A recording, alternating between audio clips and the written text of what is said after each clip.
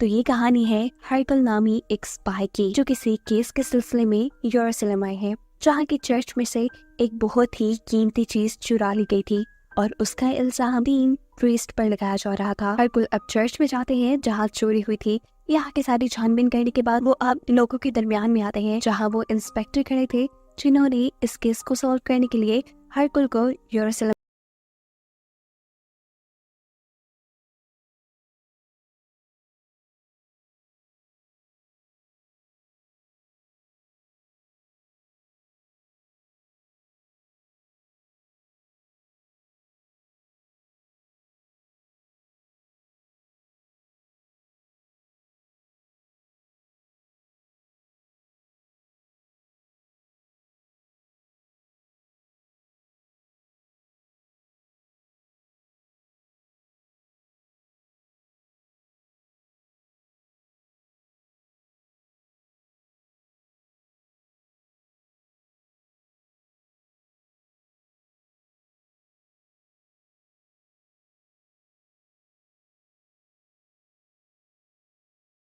चीज मिल भी गई थी। साफ जाहिर था कि इंस्पेक्टर चोर थे, ऐसे उसे अरेस्ट कर लिया जाता है और यहाँ मौजूद सभी हरकुल की जहानत पे हैरान रह जाते हैं कि उसने चंद ही घंटों में बड़ी आसानी से ये केस सॉल्व कर दिया था। अपनी इसी जहानत की वजह से हरकुल आज तक हजारों केस सॉल्व कर चुका था और अब पूरी दुनिया का एक मशहूर जासूस था। वो यरूशलेम से निकलने ही वाला होता है कि यहाँ उसे अमेरिका से एक इनविटेशन मिलता है किसी खास केस को सॉल्व करने के लिए। हरकुल फिलहाल अपने काम से ब्रेक लेना चाहते थे, लेकिन ये केस भी जरूरी था। ऐसे में लंदन जाने के लिए वो एक ओरिएंट एक्सप्रेस नामी लग्जरी ट्रेन में बैठ जाते हैं। इस पूरी ट्रेन के अंदर सिर्फ 12 कंपार्टमेंट्स है। ये बिजनेस क्लास ट्रेन है, इसीलिए सिर्फ 12 से 13 लोग ही इस ट्रेन के जरिए आज यरूशलेम से लंदन की तरफ जा रहे हैं। इसी ट्रेन के अंदर रिचर्ड नामी एक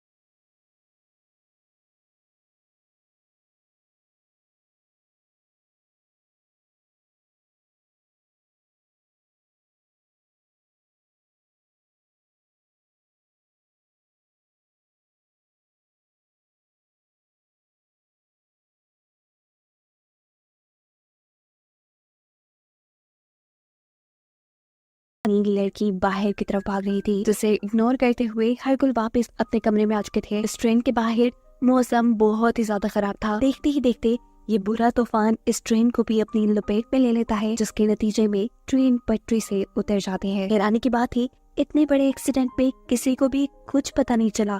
जब ये लोग सुबह उठे तो इन्हें मालूम हुआ कि ये लोग यहाँ फंस चुके हैं। सभी लोग ट्रेन के लॉन्च में मौजूद थे और जो यहाँ नहीं था वो सिर्फ रिचर्ड ही था। हरकुल देखते हैं कि रिचर्ड के कमरे के बाहर वेटर काफी देर से उसका दरवाजा नॉक कर रहा है, लेकिन अंदर से कोई रिस्पांस न आने पर हरकुल के बाद जान जाते हैं कि अंदर कुछ न कुछ तो गड़बड़ है। वो अब रिचर्ड के कंपार्टमेंट के दरवाजे को तोड़ने की कोशिश में लग जाते हैं। मीनवाइल वो वेटर से एक डॉक्टर और ट्रेन के मैनेजर को बुलाने को कहते हैं। दरवाजे के खुलने पर इन सब लोगों के होश उड़ चुके थे, क्योंकि यहाँ ये लोग देख रहे थे कि रिचर्ड मर चुका था। उसका मर्डर किया गया था। क्या ही मर्तबा उसके पेट में बुरी तरह चाकू से वार करके उसे मारा गया था। ट्रेन का मैनेजर तो काफी घबरा चुका था, क्योंकि उसकी ट्रेन के अंदर ये मर्डर हुआ है। वो अब हरकुल से कहता है कि प्लीज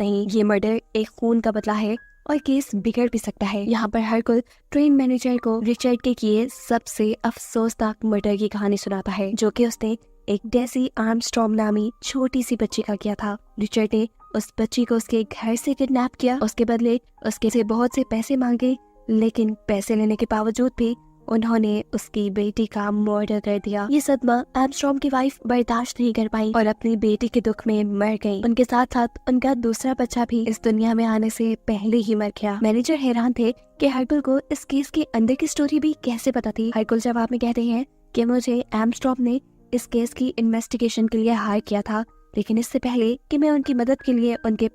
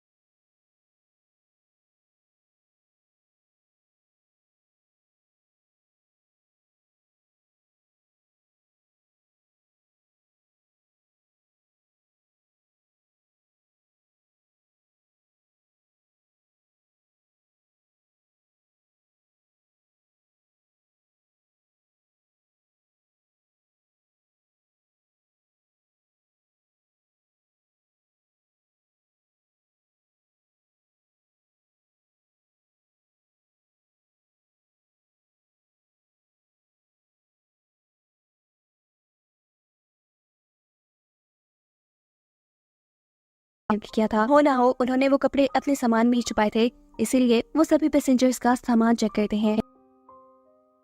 हैरानकुन तौर पे उन्हें किसी के पास कुछ नहीं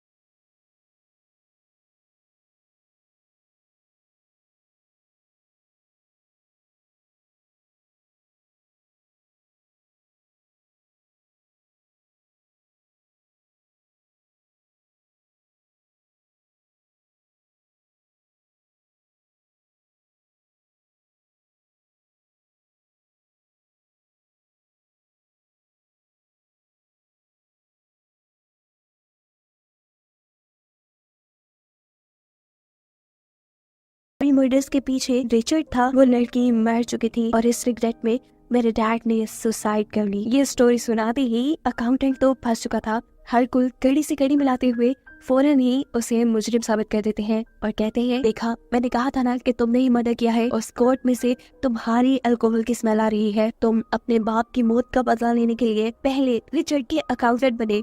तुमने उसका पैसा खाया, उसे कंगाल कर दिया और फिर उसे मार डाला। अभी वो यही बात ही कर रहे थे कि अचानक उन्हें ट्रेन में किसी के चीखने की आवाज आती है। ये हॉवर्ड की आवाज थी, जिसके रूम में पहले भी किलर आया था। वहाँ जाकर सब देखते हैं कि हॉवर्ड के कंधे पे किसी ने चाकू मारा था। डॉक्टर उसके कंधे से चाकू निकाल देते हैं। इस वाकये से हरकुल परेशान हो जाता है क्योंकि उसे लग रहा था अकाउंटेंट किलर है, लेकिन किलर अकाउंटेंट नहीं बल्कि वही इंसान था जिसने हॉवर्ड पे भी अभी हमला किया है। ये इंसान कौन है, हरकुल को इसका पता चलाना था। यानी जहाँ हरकुल को लग रहा था कि केस पूरा सॉल्व हो गया, अब वही केस दोबारा से पूरी तरह उलझ के रह गया था।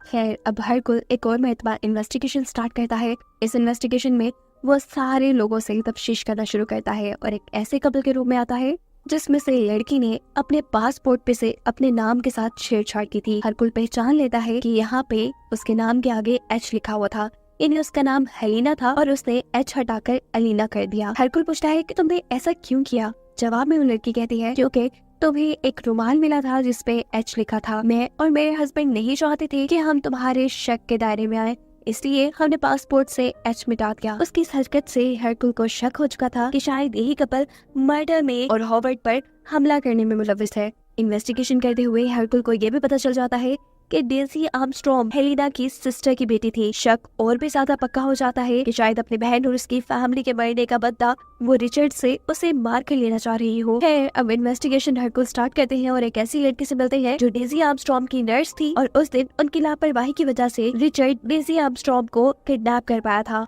हरकुल उनसे कहता है कि मैं जानता हूँ आपने इसी चीज का बदला लेने के लिए रिचर्ड को मार डाला। अभी वो यही बात कर रहे थे कि अचानक पीछे से कोई उनके ऊपर गोली चला देता है जो उनके कंधे को छू के चली जाती है। ये गोली चलाने वाले और कोई नहीं बल्कि डॉक्टर थे जो हरकुल से कहते हैं, बस बंद करो ये सारी इन्वेस्टिगेशन, मैंने ही मारा है उसको क्योंकि रिचर्ड मेरा सबसे बड़ा दुश्मन था। उसने मेरे सबसे प्यारे दोस्त कर्नल आर्मस्ट्रॉन्ग को मार दिया जिसने उस वक्त में मेरा साथ दिया था जब कोई हमें पसंद नहीं करता था। रिचर्ड जैसे बेरहम आदमी ने उसकी पूरी फैमिली को मार डाला और इसी गुस्से में मैंने उसका मर्डर किया। अभी वो लोग यही बातें ही कर रहे थे कि अचानक उन्हें ट्रेन में एक झटका महसूस होता है। पता चलता है कि जो ट्रेन तूफान की वजह से पटरी से उतर चुकी थी वो वापस पटरी पे आ गई है और आगे चलने के लिए तैयार है। लेकिन अब ट्रेन के चलने से पहले सभी पैसेंजर्स की हरकुल मीटिंग रखता है। वो इन सब से कहता है, मैं जानता हूँ कि आप में से कोई भी किलर नहीं है। डॉक्टर जो इस मर्डर को कन्फेस भी कर रहे हैं वो भी किलर नहीं है, लेकिन मर्डर की मिस्ट्री खुल भी नहीं रही और मुझे तो इस मर्डर के पीछे सिर्फ दो ही कहानियां समझ आ रही हैं।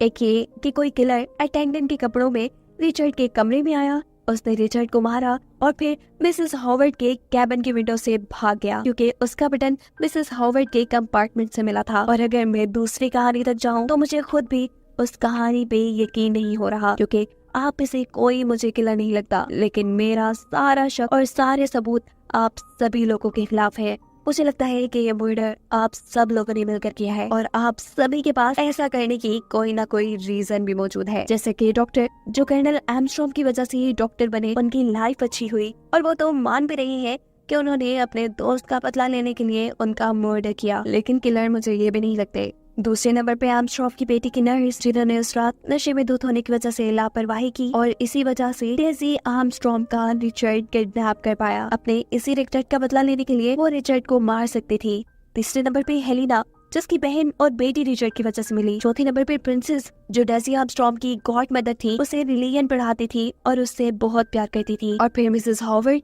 जिनके कंधे पे भी किलर ने हमला किया था, वो तो डेज़ी आर्मस्ट्रॉन्ग की ग्रैंड मॉम थी।